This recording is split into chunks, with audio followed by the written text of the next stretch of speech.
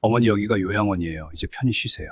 어머님 이제 회사는 우리 거예요. 그동안 고생하셨어요. 어머니, 여기가 요양원입니다. 이제 편히 쉬세요. 아들의 목소리가 들렸습니다. 저는 휠체어에 앉아 멍하니 고개를 떨어뜨린 채 있었습니다. 침이 입가로 흘러내렸고 눈은 초점을 잃은 듯 허공을 바라보고 있었습니다. 원장님, 서류 여기 다 작성했습니다. 아들이 펜을 놓는 소리가 또렷했습니다. 요양원 원장이 서류를 확인하며 말했습니다. 보호자분, 어머님 상태가 많이 안 좋으시네요. 치매 3단계 판정이면.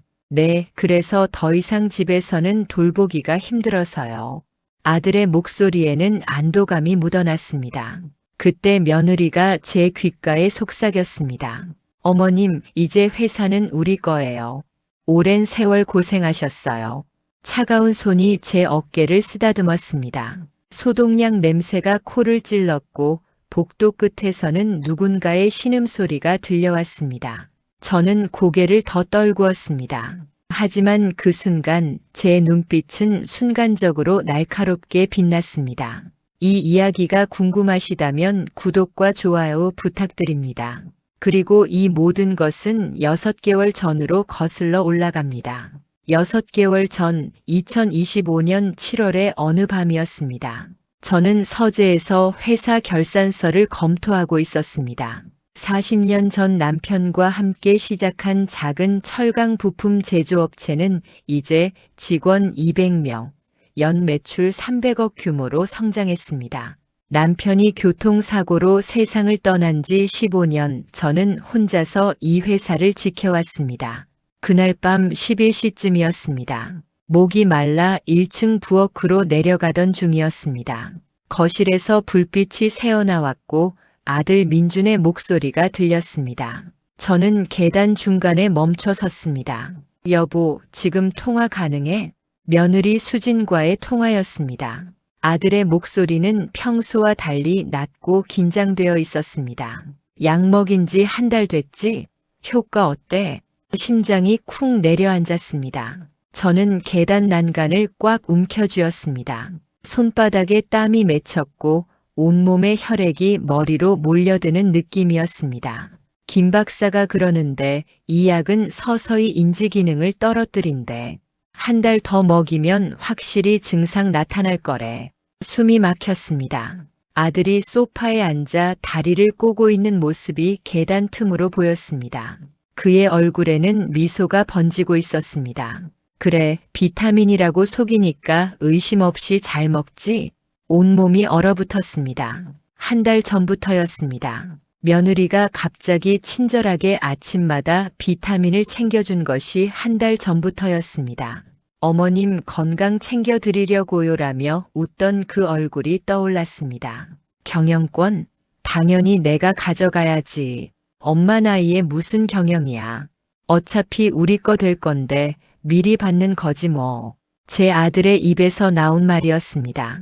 제가 40년간 키워온 밤낮 없이 일하며 대학 보내고 유학 보낸 그 아들이었습니다. 무릎이 후들거렸습니다.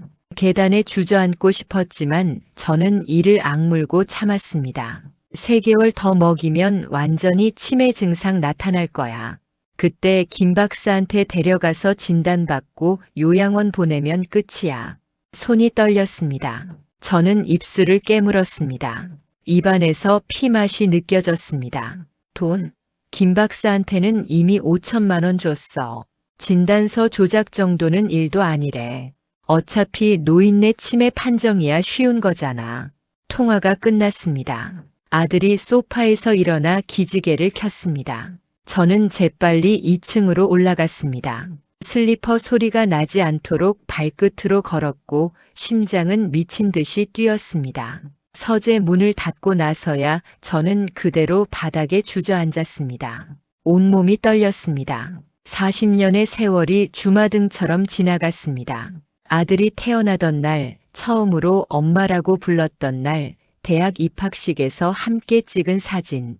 그 모든 기억이 한순간에 제로 변하는 느낌이었습니다. 그날 밤 저는 한숨도 자지 못했습니다. 머릿속으로 지난 한 달을 되짚었습니다. 6월 중순부터 며느리가 건네기 시작한 작은 캡슐들. 수입 비타민이에요. 어머님 혈액순환에 좋대요라던 그 말. 저는 의심 없이 먹었습니다. 그런데 최근 들어 이상했습니다. 머리가 자꾸 멍해졌고 단어가 입에서 맴돌다 사라졌습니다. 회사 직원 이름이 순간적으로 떠오르지 않았고 방금 한 말을 또 하는 제 자신을 발견했습니다. 단순히 나이 탓이라고 생각했는데 그게 약물 때문이었던 것입니다. 새벽 5시 동이 트기 시작했습니다. 저는 책상 앞에 앉아 달력을 펼쳤습니다. 7월 15일이었습니다. 손이 떨렸지만 저는 펜을 들었습니다. 아들의 말대로라면 3개월 후인 10월에 저를 병원에 데려갈 것입니다. 그리고 다음 해 1월 정기 주주총회에서 경영권을 가져갈 것입니다. 6개월이었습니다. 6개월이면 나도 준비할 수 있어. 저는 중얼거렸습니다. 그날 아침 7시였습니다. 며느리 수진이 아침 식사를 준비하며 저를 불렀습니다. 어머님 아침 드세요. 식탁에는 평소와 똑같은 메뉴가 차려져 있었습니다.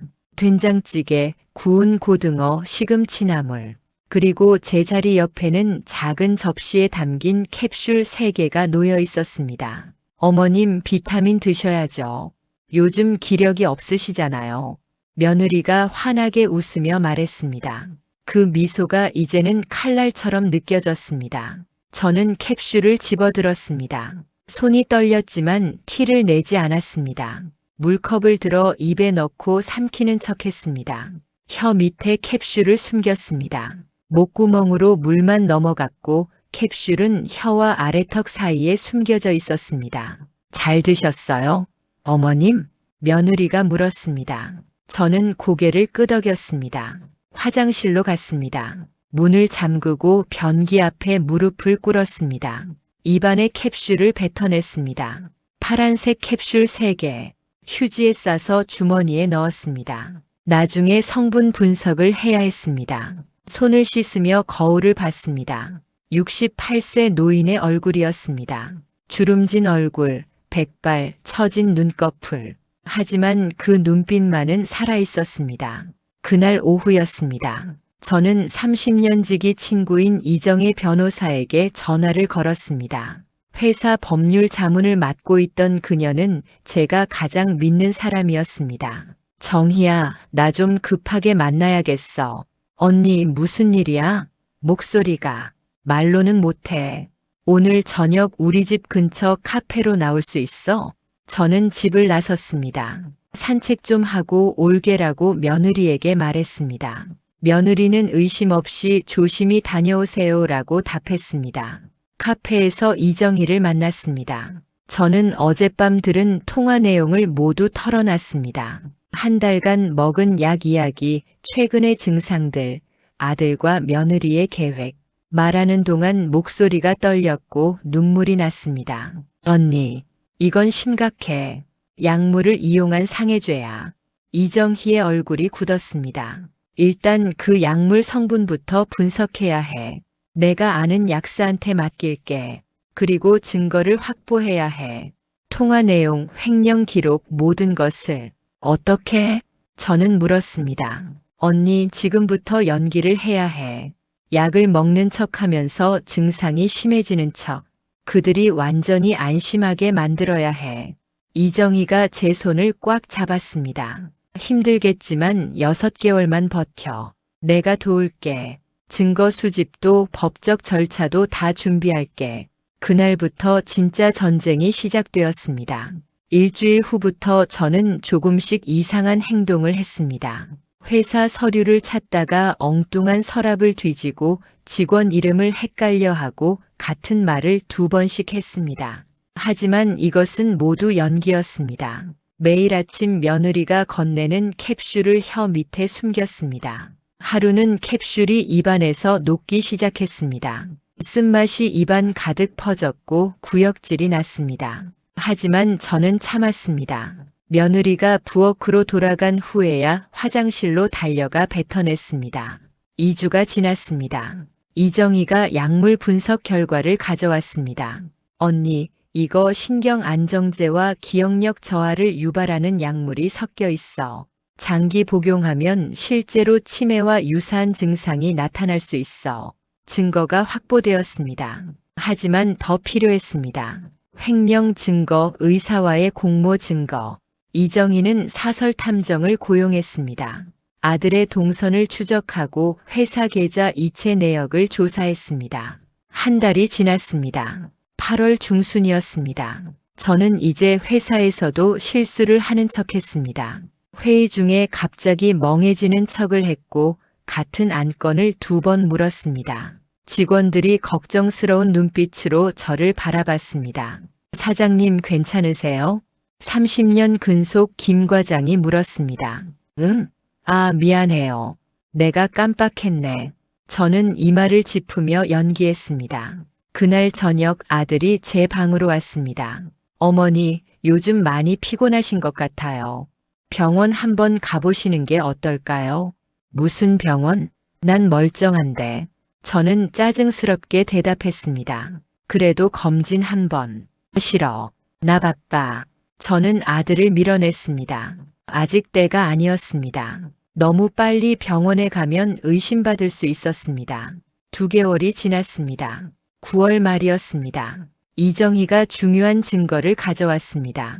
언니, 민준 씨 회사 계좌에서 개인 계좌로 돈이 빠져나간 기록이 있어. 지난 2년간 총 15억. 15억? 저는 경악했습니다. 그리고 김 박사 계좌로 5천만 원이 송금된 기록도 확보했어. 송금 날짜가 6월 10일, 언니가 약 먹기 시작한 바로 며칠 전이야. 모든 퍼즐이 맞춰지고 있었습니다. 하지만 여전히 부족했습니다. 결정적인 증거가 하나 더 필요했습니다. 아들과 며느리 그리고 김 박사의 직접적인 공모를 입증할 녹음이나 문자 메시지. 10월 초였습니다. 제 연기는 이제 완벽했습니다. 저는 화장실 가는 길을 헷갈려 했고 식사 후 30분 만에 배고프다고 했습니다. 며느리가 제 이름을 부르면 멍하니 쳐다보다가 뒤늦게 반응했습니다. 여보, 이제 병원 데려가야 할 것 같아. 며느리가 아들에게 말하는 것이 들렸습니다. 그래, 다음 주에 김 박사한테 예약 잡을게. 드디어였습니다. 그날 밤 저는 혼자 서재에 앉아 있었습니다. 창밖으로 가을비가 내렸습니다. 40년 전 이 집을 처음 샀을 때가 떠올랐습니다. 남편과 함께 텅 빈 마당에 나무를 심었던 기억. 그 나무가 이제 2층 높이까지 자랐습니다. 책상 서랍을 열었습니다. 그 안에는 두꺼운 파일이 있었습니다.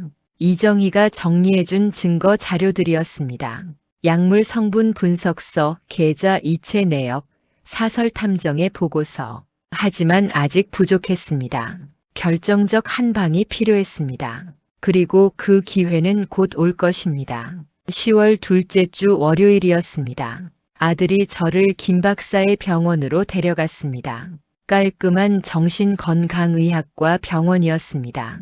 대기실에는 환자들이 앉아 있었고 소독약 냄새가 진했습니다.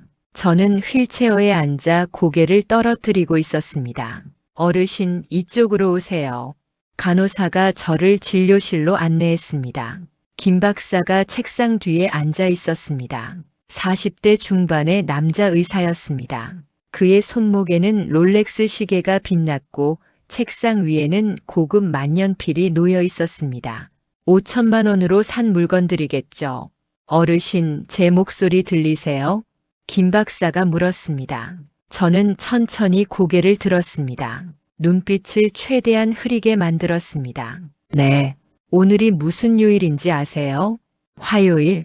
틀린 대답이었습니다. 실제로는 월요일이었습니다. 아니요, 월요일입니다. 그럼 지금 대통령이 누구신지 아세요? 노무현.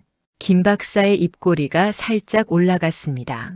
그는 아들을 쳐다봤고 아들은 안타까운 표정을 지었습니다. 하지만 저는 알고 있었습니다. 그 눈빛 속에 숨겨진 기쁨을.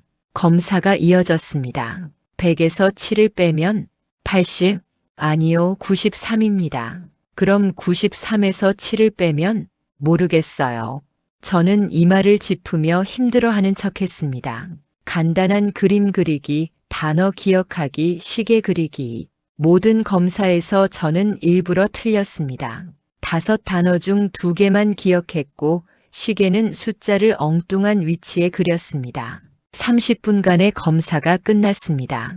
보호자분, 잠시 밖에서 기다려 주시겠습니까? 김 박사가 아들에게 말했습니다. 아들이 밖으로 나갔습니다. 진료실 문이 닫혔습니다. 그 순간이었습니다. 김 박사가 저를 똑바로 쳐다봤습니다. 어르신, 약은 잘 드시고 계시죠? 저는 멍하니 그를 바라봤습니다. 며느님이 매일 아침 챙겨주신다고 들었어요. 파란 캡슐 3개씩. 김 박사의 목소리가 낮아졌습니다. 그거 끊으시면 안 됩니다. 계속 드셔야 해요. 알겠죠? 소름이 돋았습니다. 하지만 저는 표정을 바꾸지 않았습니다. 여전히 멍한 얼굴로 고개만 끄덕였습니다. 좋아요. 그럼 진단서 작성하겠습니다. 김 박사가 컴퓨터 자판을 두드렸습니다. 타닥타닥 그 소리가 진료실에 울렸습니다. 저는 그때 제 가슴 안주머니를 살짝 만졌습니다. 그 안에는 작은 녹음기가 숨겨져 있었습니다. 이정희가 준비해준 초소형 녹음기였습니다. 방금 김 박사가 한 모든 말이 녹음되었습니다. 진단 결과는 알츠하이머형 치매 3단계입니다. 김 박사가 진단서를 출력했습니다.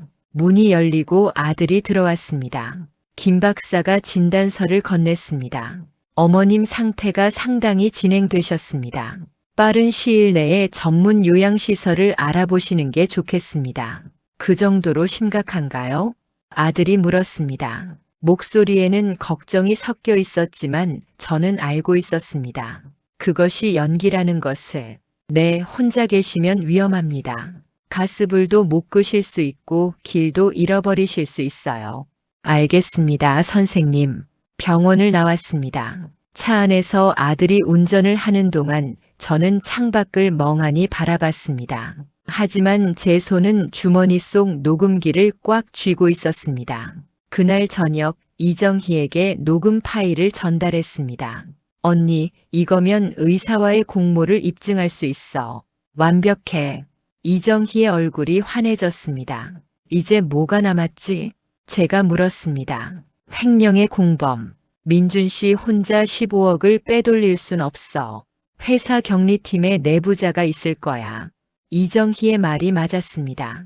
저는 회사 격리팀을 떠올렸습니다. 5명의 직원 중에서 아들과 가까운 사람은 단 1명이었습니다.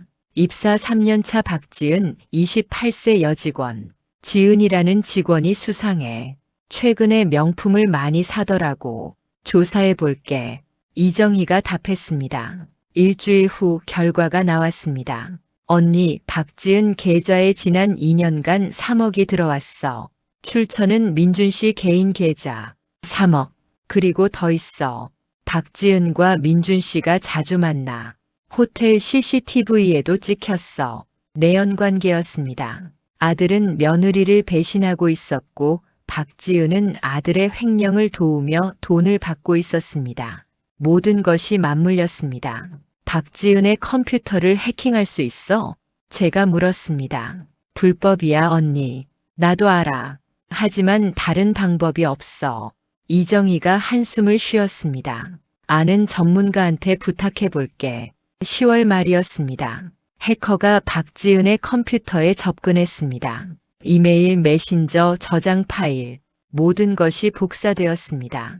회사 계좌 비밀번호, 이체 내역서, 아들과 주고받은 메시지, 결정적 증거들이었습니다.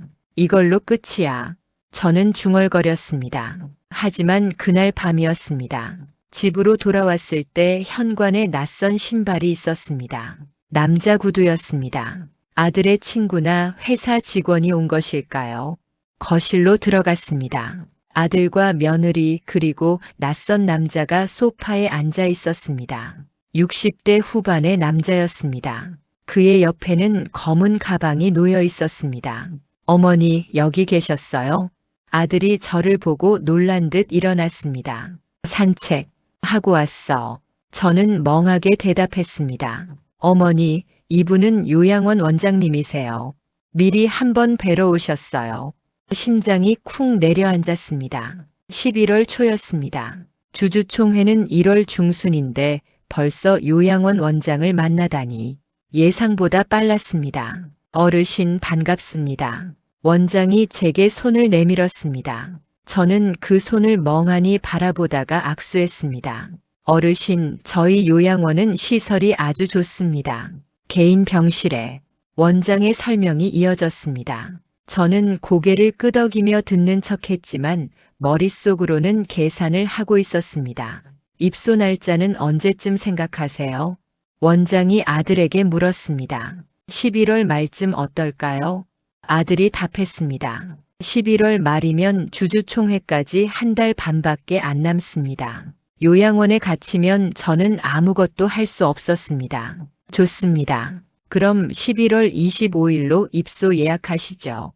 감사합니다. 아들이 악수했습니다. 원장이 떠났습니다. 저는 제 방으로 올라갔습니다. 문을 잠그고 거울 앞에 섰습니다. 떨리는 손으로 휴대폰을 꺼내 이정희에게 문자를 보냈습니다. 11월 25일 요양원 입소 예정. 계획 앞당겨야 해. 답장이 왔습니다. 알았어. 내일 만나자. 그날 밤 저는 잠을 이룰 수 없었습니다. 침대에 누워 천장을 바라보며 생각했습니다. 11월 25일까지 3주밖에 안 남았습니다. 그 전에 모든 증거를 완벽하게 준비해야 했습니다. 새벽 2시였습니다. 저는 침대에서 일어나 거울 앞에 섰습니다. 형광등을 켰습니다. 거울 속에는 백발의 노인이 서 있었습니다. 김영숙. 저는 제 이름을 불렀습니다. 오늘이 무슨 요일이지? 모르겠어요. 멍한 목소리로 대답했습니다. 연습이었습니다. 대통령이 누구지? 노무현? 눈빛을 흐리게 만들었습니다. 입가에 침을 약간 흘렸습니다. 고개를 한쪽으로 기울였습니다. 30분 동안 거울 앞에서 치매 환자 연기를 연습했습니다. 완벽해야 했습니다. 단 한 번의 실수도 용납되지 않았습니다. 다음 날 아침이었습니다. 며느리가 평소처럼 약을 가져왔습니다. 어머님, 비타민 드세요. 저는 캡슐을 입에 넣고 물을 마셨습니다. 삼키는 척을 했습니다. 며느리가 부엌으로 돌아가자마자 화장실로 갔습니다. 손가락을 목구멍에 넣었습니다. 위액이 치밀어 올랐습니다. 캡슐들이 섞여 나왔습니다. 눈물이 흘렀지만 소리를 내지 않았습니다. 물을 내리고 입을 헹궜습니다. 매일 아침 반복되는 고통이었습니다. 3개월째였습니다. 식도가 헐었고 입안에는 쓴맛이 가시지 않았습니다. 하지만 멈출 수 없었습니다. 11월 둘째 주였습니다. 그날은 회사에 출근한 날이었습니다. 저는 여전히 가끔 회사에 나가 사장실에 앉아 있었습니다. 멍하니 서류를 바라보는 척하며 실제로는 회사 상황을 파악하고 있었습니다. 오후 3시쯤이었습니다. 저는 화장실에 가려고 복도로 나왔습니다. 그런데 격리팀 사무실에서 아들의 목소리가 들렸습니다. 지은아, 이번 달 것도 부탁해. 박지은의 대답이 이어졌습니다. 오빠, 이번엔 금액이 너무 커요. 5억이나. 저는 복도 모퉁이에 숨어 귀를 기울였습니다. 괜찮아. 어차피 다음 달이면 회사 내 거야. 그때 다 정리하면 돼. 그래도 지은아, 걱정하지 마. 너한테도 1억 더 줄게. 알았어요. 발소리가 들렸습니다. 아들이 나오는 소리였습니다. 저는 재빨리 복도 끝으로 걸어갔습니다. 비틀거리며 벽을 짚으며 아들이 저를 발견했습니다. 어머니, 화장실 찾으세요? 응, 화장실. 이쪽이에요. 아들이 제 팔을 잡고 화장실로 안내했습니다. 제 심장은 미친 듯이 뛰고 있었지만 얼굴은 멍했습니다. 화장실 안에서 저는 휴대폰을 꺼냈습니다. 떨리는 손으로 이정희에게 문자를 보냈습니다. 오늘 5억 추가 횡령, 총 22억으로 추정. 답장이 왔습니다. 확인했어. 계좌 추적 중. 그날 저녁이었습니다. 집으로 돌아왔을 때 며느리가 현관에서 저를 기다리고 있었습니다. 그녀의 얼굴이 평소와 달랐습니다. 차가웠습니다. 어머님, 오늘 회사에서 복도를 배회하셨다고 들었어요. 화장실 찾았어. 30분 동안이요? 심장이 철렁했습니다. 아들이 봤대요. 어머님이 복도를 왔다 갔다 하시는 걸 한참 동안. 기억 안 나. 정말 기억 안 나세요? 며느리가 한 발짝 다가왔습니다. 어머님 혹시 일부러 그러시는 거 아니에요? 무슨 소리야? 제 느낌인데요. 어머님 눈빛이 가끔 너무 또렷해요. 치매 3단계 환자 같지 않게 온몸이 얼어붙었습니다. 저는 더욱 멍한 표정을 지었습니다. 입을 벌리고 침을 흘렸습니다. 너 누구야? 며느리의 눈이 커졌습니다. 어머님 저예요. 수진이요. 수진이? 누구? 며느리가 한숨을 쉬었습니다. 죄송해요 어머님. 제가 예민했나 봐요. 하지만 그날 밤 며느리와 아들의 대화가 들렸습니다. 여보, 어머님 감시를 강화해야 할 것 같아. 왜? 오늘 회사에서 이상하게 행동하셨대. 그리고 눈빛이 에이, 치매 판정 받았잖아. 그래도 불안해. 내일부터 약 먹은 후 30분 동안 옆에 있을 거야. 화장실도 못 가게. 심장이 쿵 내려앉았습니다. 30분이면 약이 위에서 녹기 시작합니다. 그 후에 토해내면 이미 일부가 흡수된 상태입니다. 다음 날 아침이었습니다. 며느리가 약을 건넸습니다. 어머님 드세요. 저는 약을 삼켰습니다. 며느리가 제 옆에 앉았습니다. 시계를 보며 말했습니다. 30분만 같이 앉아 있을게요. 30분이 지났습니다. 어머님, 이제 화장실 다녀오셔도 돼요. 저는 화장실로 갔습니다. 하지만 이미 늦었습니다. 손가락을 넣어 토해냈지만 캡슐이 반쯤 녹아 있었습니다. 그날 오후 머리가 멍해졌습니다. 진짜로 멍해졌습니다. 단어가 떠오르지 않았고 방금 한 행동을 까먹었습니다. 약물의 효과였습니다. 안 돼. 저는 중얼거렸습니다. 하지만 저녁이 되자 약효가 조금씩 빠졌습니다. 머리가 다시 맑아졌습니다. 이틀 후였습니다. 같은 일이 반복되었습니다. 약을 먹고 30분 후 토해냈지만 일부는 이미 흡수되었습니다. 오후마다 머리가 멍해졌습니다. 저는 이정희에게 연락했습니다. 정희야, 약을 일부 먹게 됐어. 머리가 멍해져. 언니 위험해. 입소 전에 폭로하자. 아니야. 조금만 더 버틸게. 하지만 사흘째 되는 날이었습니다. 약을 먹고 30분 후 화장실에서 토하려 했는데 며느리가 문을 두드렸습니다. 어머님 괜찮으세요? 너무 오래 계세요. 네, 아파. 문 열어주세요. 저는 재빨리 물을 내렸습니다. 하지만 변기 안에 약물 잔여물이 아직 남아 있었습니다. 손을 씻고 문을 열었습니다. 며느리가 변기를 확인했습니다. 어머님, 이게 뭐예요? 변기 가장자리에 파란 가루가 묻어 있었습니다. 캡슐이 녹은 흔적이었습니다. 며느리의 얼굴이 굳었습니다. 어머님, 약을 토하셨어요? 아니, 이게 바로 제가 드린 캡슐 색깔이에요. 며느리가 소리쳤습니다. 여보, 여기 좀 와봐. 아들이 달려왔습니다. 며느리가 변기를 가리켰습니다. 어머니가 약을 토하고 계셨어.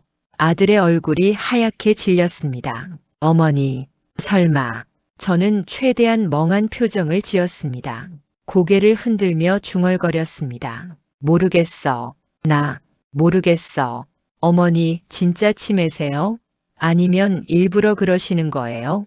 아들이 제 어깨를 흔들었습니다. 나 모르겠어. 저는 울기 시작했습니다.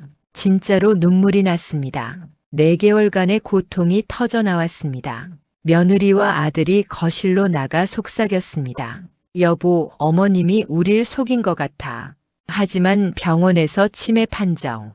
그것도 연기일 수 있어. 입소 날짜 당장 앞당겨야 해. 그래, 내일 당장. 11월 18일로 입소 날짜가 변경되었습니다. 사흘밖에 안 남았습니다. 저는 이정희에게 급히 연락했습니다. 들켰어. 11월 18일로 앞당겨졌어. 언니 증거는 다 모았어. 요양원 가서 버텨. 내가 주주총회 때 데리러 갈게. 11월 15일이었습니다. 입소 3일 전이었습니다. 저는 이정희와 마지막으로 만났습니다. 조용한 카페 구석 자리였습니다. 언니, 이게 모든 증거야. 이정희가 두꺼운 서류 봉투를 건넸습니다. 약물 성분 분석서, 김 박사 녹음 파일, 횡령 증거, 계좌, 이체 내역, 박지은 컴퓨터 해킹 자료, 사설 탐정 보고서. 모든 게 여기 있어. 고마워, 정희야. 그리고 이거. 이정희가 작은 상자를 꺼냈습니다. 초소형 스마트폰이야. 요양원에서 몰래 쓸 수 있어. 크기가 작아서 속옷에 숨길 수 있어. 저는 상자를 받았습니다. 주주총회 당일 내가 언니를 데리러 갈게. 요양원에서 몰래 빠져나오는 거야. 가능할까? 가능하게 만들어야지. 이정희가 제 손을 꽉 잡았습니다. 언니 2개월만 더 버텨. 1월 15일, 그날이 우리의 날이야. 11월 18일 아침이 밝았습니다.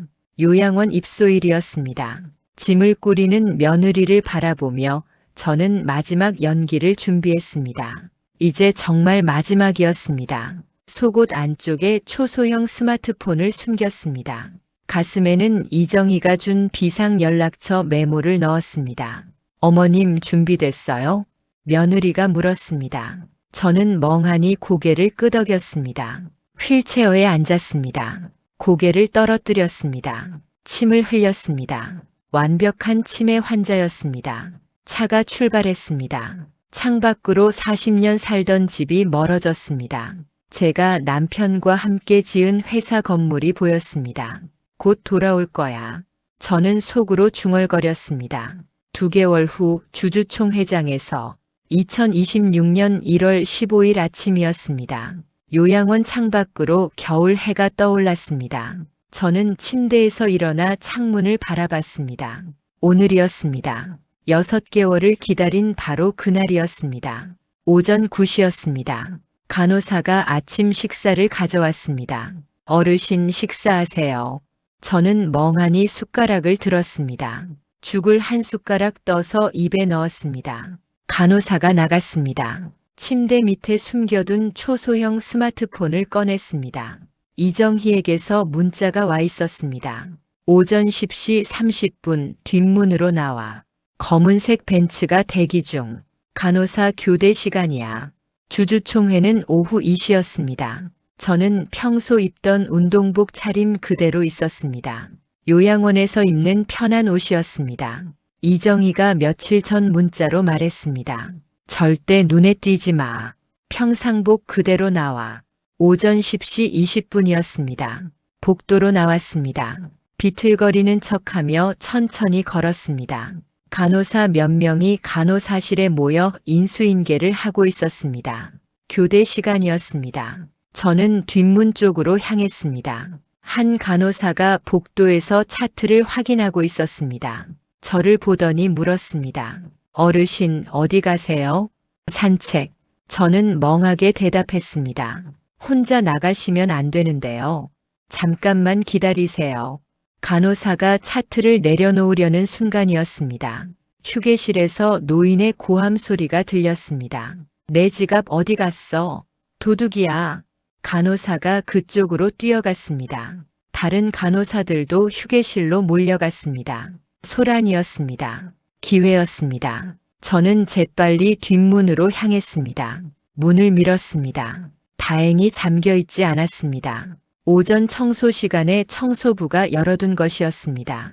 문을 열고 나갔습니다. 차가운 1월의 공기가 얼굴을 때렸습니다. 주차장에 검은색 벤츠가 서 있었습니다.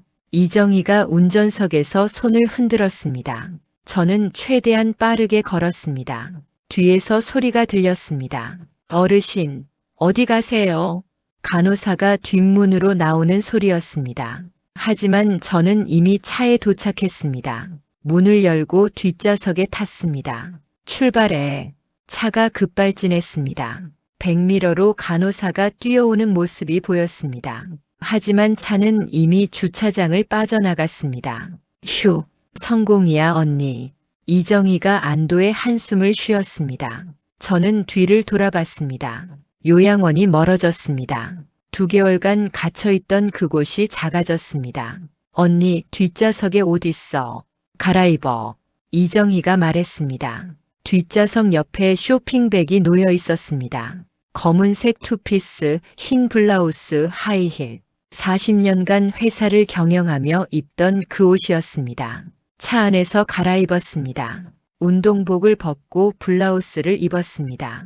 손이 떨렸습니다. 6개월 만에 입는 정장이었습니다. 투피스 재킷을 걸쳤습니다. 거울을 보며 머리를 빗었습니다. 68세 노인이었지만 그 눈빛은 살아있었습니다. 완벽해, 언니. 이정희가 백미러로 저를 보며 미소 지었습니다. 차는 회사 쪽으로 향했습니다. 40년간 운영한 제 회사였습니다. 5층 건물이 보였습니다. 주차장에는 고급 차들이 가득했습니다. 주주들이 모인 것이었습니다. 오후 1시 30분이었습니다. 저는 차에서 내렸습니다.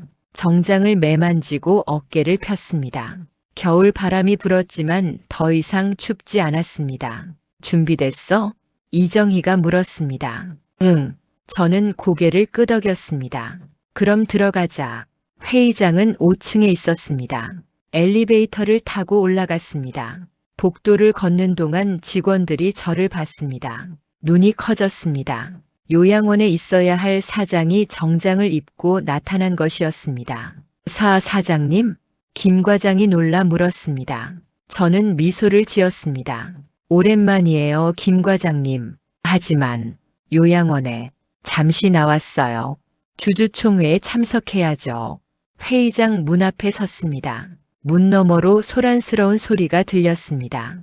주주들이 모여 있었고 아들의 목소리가 들렸습니다. 여러분, 오늘 안건은 경영권 승계입니다. 어머니께서 고령과 건강 문제로. 저는 문을 열었습니다. 회의장이 조용해졌습니다. 50명쯤 되는 주주들이 일제히 저를 쳐다봤습니다. 단상에 서 있던 아들의 얼굴이 하얗게 질렸습니다. 옆에 앉아있던 며느리가 자리에서 벌떡 일어났습니다. 어머니? 아들이 떨리는 목소리로 말했습니다. 저는 천천히 단상으로 걸어갔습니다. 하이힐 소리가 회의장에 울렸습니다. 똑똑똑. 주주들이 숨을 죽이고 지켜봤습니다. 단상에 올라섰습니다. 아들과 며느리가 바로 앞에 있었습니다. 6개월 만에 이렇게 가까이서 마주한 것이었습니다. 아들의 이마에 땀이 맺혔습니다. 어머니, 요양원에서 어떻게? 앉아, 민준아. 저는 차갑게 말했습니다. 존칭을 뺐습니다. 40년간 키운 아들이었지만 이제는 저를 배신한 사람일 뿐이었습니다. 저는 오늘 사장으로서 이 자리에 섰습니다. 아들의 어머니로서가 아니라 이 회사를 40년간 경영한 대표로서요. 주주들이 웅성거렸습니다. 여러분, 오늘 경영권 승계 안건이 상정되었습니다. 제 아들 김민준 상무가 경영권을 가져가려 한다는 내용이죠. 저는 마이크를 잡았습니다. 하지만 그 전에 여러분께 보여드릴 것이 있습니다. 이정희가 노트북을 연결했습니다. 스크린에 화면이 떴습니다. 이것은 지난 2년간 회사 계좌에서 개인 계좌로 빠져나간 이체 내역입니다. 숫자들이 화면에 나타났습니다. 총 22억 원입니다. 이체한 사람은 김민준 상무입니다. 회의장이 술렁였습니다. 아들이 자리에서 일어났습니다. 어머니, 그건 증거가 있습니다. 다음 화면이 나타났습니다. 계좌 이체 내역서였습니다. 날짜, 금액, 계좌번호, 모든 것이 명확했습니다. 그리고 이것은 격리팀 박지은 직원의 컴퓨터에서 발견한 파일입니다. 아들과 박지은의 메시지 내역이 나타났습니다. 오빠, 이번 달 5억 이체 완료했어요. 고생했어, 지은아. 다음 달에 보너스 챙겨줄게. 주주들의 얼굴이 굳었습니다. 며느리가 소리쳤습니다. 어머님, 이게 무슨 짓이에요? 무슨 짓이냐고요? 저는 며느리를 똑바로 쳐다봤습니다. 제게 약물을 먹여 치매에 걸리게 만들려 한 게 누구죠? 회의장이 다시 술렁였습니다. 거짓말이에요. 어머님이 원래 치매셨잖아요. 며느리가 반박했습니다. 그렇다면 이것도 들어보시죠. 녹음 파일이 재생되었습니다. 김 박사의 목소리가 스피커로 흘러나왔습니다. 어르신, 약은 잘 드시고 계시죠? 며느님이 매일 아침 챙겨주신다고 들었어요. 파란 캡슐 3개씩, 그거 끊으시면 안 됩니다. 계속 드셔야 해요. 회의장이 조용해졌습니다. 이것은 김 박사와 제 아들이 공모했다는 증거입니다. 제게 신경안정제와 기억력 저하 약물을 먹여 치매 판정을 받게 만들었습니다. 약물 성분 분석서가 화면에 나타났습니다. 6개월간 저는 이 약을 먹는 척하며 증거를 모았습니다. 매일 아침 약을 토해내며 치매 환자 연기를 하며 여러분 앞에 설 이 순간을 준비했습니다. 주주 한 명이 일어났습니다. 사장님, 그럼 치매는 거짓이었단 말씀입니까? 네, 저는 멀쩡합니다. 오늘이 1월 15일 목요일이고 현재 대통령은 윤석열이며 100에서 7을 빼면 93입니다. 주주들 사이에서 웃음이 터졌습니다. 아들이 단상으로 뛰어 올라왔습니다. 어머니, 제발 이러지 마세요. 제가 잘못했어요. 다 돌려드릴게요. 너무 늦었어, 민준아. 저는 고개를 저었습니다. 경찰이 대기 중입니다. 횡령죄, 사문서 위조죄, 약물을 이용한 상해 미수죄, 모두 형사처벌 대상입니다. 회의장 뒤쪽 문이 열렸습니다. 경찰 2명이 들어왔습니다. 형사복을 입은 남자들이었습니다. 김민준 씨 횡령 혐의로 체포합니다. 안 돼. 아들이 뒤로 물러났습니다. 하지만 경찰이 그의 팔을 잡았습니다. 수갑이 채워졌습니다. 찰칵, 그 소리가 회의장에 울렸습니다. 며느리가 울기 시작했습니다. 어머님, 제발 우리 딸 생각해서라도 손주 생각은 너희가 했어야지. 나한테 약을 먹일 때, 요양원에 보낼 때, 회사를 빼앗으려 할 때 저는 차갑게 말했습니다. 손주는 내가 키우겠어. 너희 손에서 멀리. 경찰이 며느리에게도 다가갔습니다. 이수진 씨, 공범 혐의로 동행해 주시죠. 싫어요. 저는 아무것도 안 했어요. 며느리가 소리쳤습니다. 그때 회의장 문이 다시 열렸습니다. 박지은이 들어왔습니다. 그녀의 얼굴은 창백했고 눈은 부서 있었습니다. 저 증언하러 왔습니다. 박지은이 떨리는 목소리로 말했습니다. 김민준 상무와 이수진 씨가 사장님께 약물을 먹이는 것을 알고 있었습니다. 작년 7월부터였습니다. 그리고 저는 상무님의 지시로 회사 돈을 빼돌렸습니다. 아들이 박지은을 노려봤습니다. 지은아, 너 지금. 오빠 미안해요. 하지만 저도 살아야 해요. 박지은이 고개를 숙였습니다. 며느리가 갑자기 아들에게 달려들었습니다. 이게 다 당신 때문이야. 당신이 그 여자랑 바람 피우면서 돈 빼돌린 거잖아. 뭐? 지금 내 탓을 해? 아들이 소리쳤습니다. 당신도 찬성했잖아. 어머니 약 먹이자고 한 게 누구야? 그건 당신이 먼저 제안한 거잖아. 부부가 서로를 비난하기 시작했습니다. 저는 그 모습을 조용히 지켜봤습니다. 6개월 전 거실에서 나눈 그 통화처럼 그들은 위기 상황에서 서로를 배신했습니다. 경찰이 2사람을 분리시켰습니다. 일단 서해 가시죠. 거기서 조사받으시면 됩니다. 아들과 며느리가 끌려나갔습니다. 아들이 뒤를 돌아봤습니다. 그 눈빛에는 후회가 가득했습니다. 어머니, 미안해요. 저는 대답하지 않았습니다. 회의장 문이 닫혔습니다. 주주들이 박수를 치기 시작했습니다. 천천히, 그리고 점점 크게 50명의 박수 소리가 회의장을 가득 채웠습니다. 저는 단상에 서서 고개를 숙였습니다. 여러분, 죄송합니다. 제 가정사로 인해 회사에 무리를 일으켰습니다.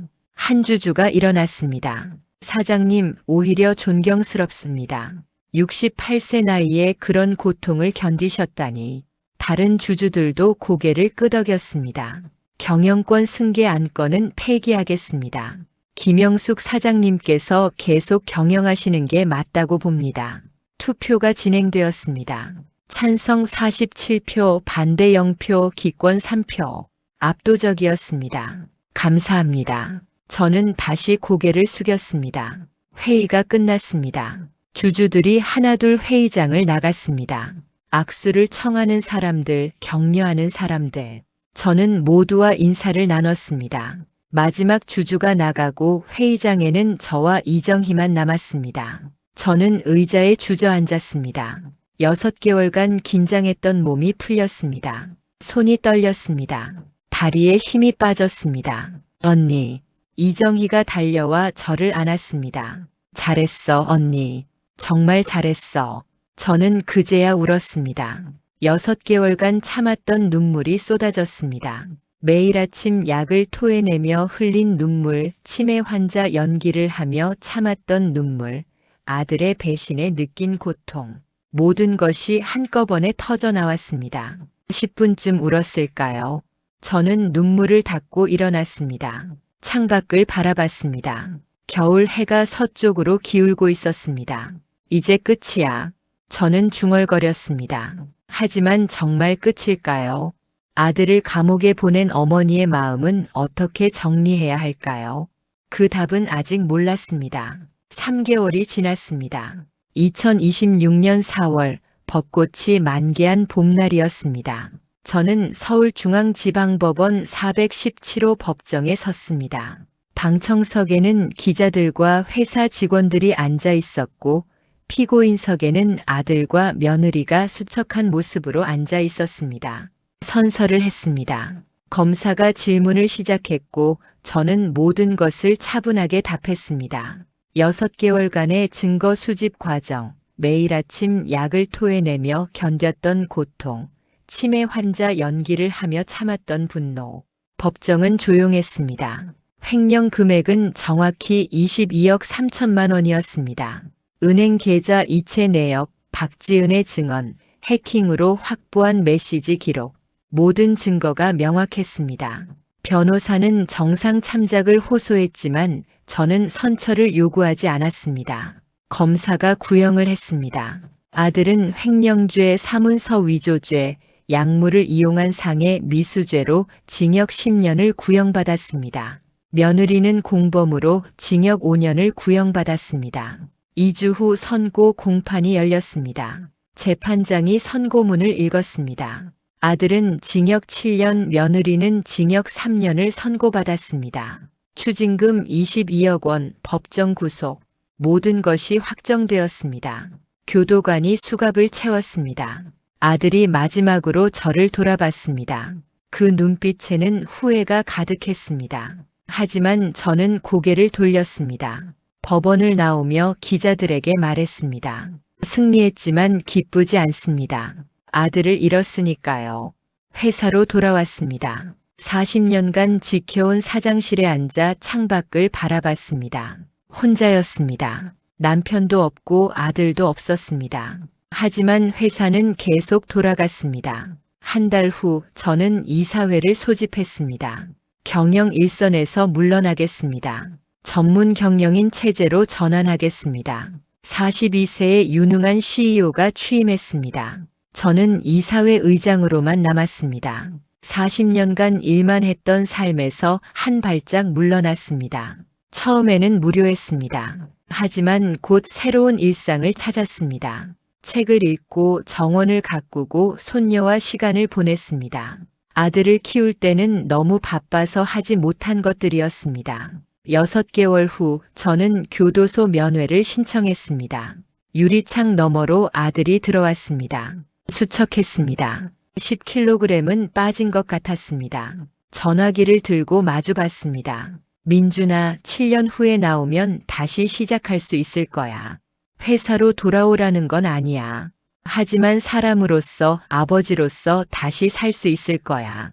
아들이 울었습니다. 유리창 너머로 눈물이 흘러내렸습니다. 저도 차 안에서 한참을 울었습니다. 어머니였습니다. 아무리 배신당했어도 저는 여전히 어머니였습니다. 하지만 이것이 정이었습니다. 1년 후 저는 노인권리보호재단을 설립했습니다. 제 경험을 바탕으로 노인 학대, 재산 착취로 고통받는 노인들을 돕는 단체였습니다. 회사 수익의 10%를 기부했고 첫 해에 200명을 도왔습니다. 한 할머니가 재단을 찾아와 말했습니다. 사장님처럼 저도 싸우고 싶어요. 저는 할머니의 손을 잡았습니다. 제 고통이 헛되지 않았습니다. 2년이 지났습니다. 2028년 1월 저는 70세가 되었습니다. 회사는 더욱 성장했고 손녀는 9살이 되었습니다. 재단은 더 많은 노인들을 돕고 있었습니다. 어느 봄날 오후 저는 집 뒤뜰 정원에 앉아 있었습니다. 햇살이 따뜻했고 바람이 부드러웠습니다. 40년 전 남편과 심은 나무가 3층 높이까지 자랐습니다. 모든 것이 변했습니다. 남편은 떠났고 아들은 감옥에 있었습니다. 하지만 저는 여전히 여기 있었습니다. 살아 있었고 싸웠고 이겼습니다. 후회하느냐고요? 아니요. 다시 돌아가도 똑같이 할 것입니다. 배신당하고 참는 것보다 싸워서 이기는 것이 나았습니다. 해가 서쪽으로 기울었습니다. 저는 자리에서 일어나 거울 앞에 섰습니다. 70세의 얼굴이었습니다. 주름이 깊어졌지만 눈빛은 여전히 날카로웠습니다. 저는 미소를 지었습니다. 그리고 집을 나섰습니다. 봄바람이 얼굴을 스쳤고 벚꽃이 흩날렸습니다.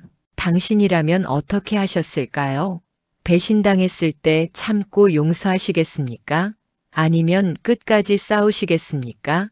정답은 없습니다. 다만 저는 제 선택을 후회하지 않습니다. 그것으로 충분합니다. 이 이야기가 도움이 되셨다면 구독과 좋아요 부탁드립니다. 감사합니다.